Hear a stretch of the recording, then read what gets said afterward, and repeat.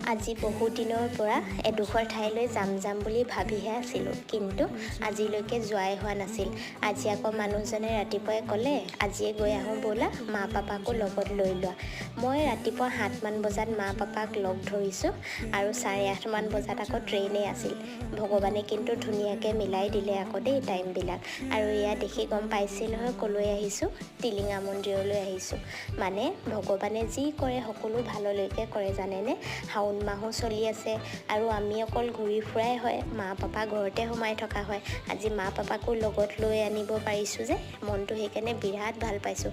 মা পাপায়ো আহি ইমান ভাল পাইছে।